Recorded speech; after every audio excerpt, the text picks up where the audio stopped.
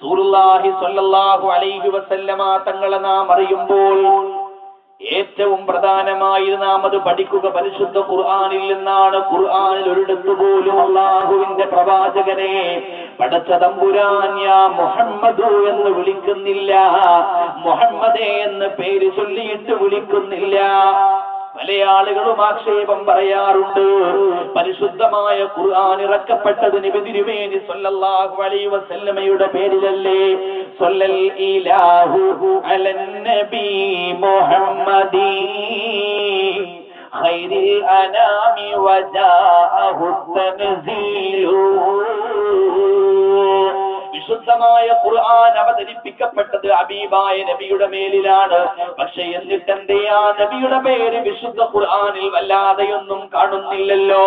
4 or 5 തവണ മാത്രമാണല്ലോ പരിശുദ്ധ നബിയുടെ പേര് പറഞ്ഞത്. ഈസാ നബിയുടെ പേര് 20 ചില്ലാനം പ്രാവശ്യം ആവർത്തിക്കുമ്പോൾ, മൂസാ നബിയുടെ പേര് 400ഓളം പ്രാവശ്യം ആവർത്തിച്ചു പറയുമ്പോൾ എന്തുകൊണ്ടാണ് നബിയുടെ പേര് മാത്രം പറയാൻ അല്ലാഹു വിസമ്മതിച്ചത്?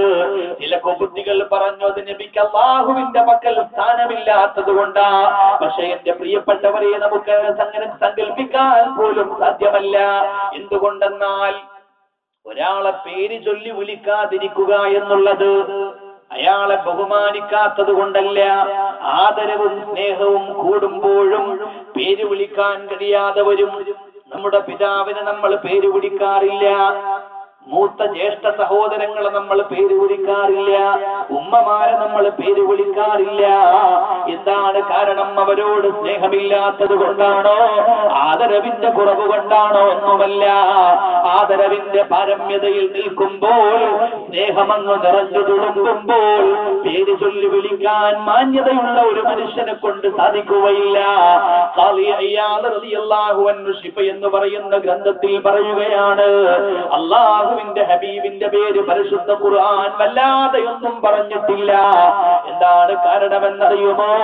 അല്ലാഹുവിന്റെ നബിയോടുള്ള പടച്ച തമ്പുരാന്റെ അദമ്യമായ സ്നേഹമാണ്, ഉൽക്കടമായ ആദരവ് കൊണ്ടാണ്. ഫദഅ ജമീഅ റൂസുലി കുല്ലം ബിസ്മിഹി വദഅക വഹദക ബിർറസൂലി വബിന്നബി.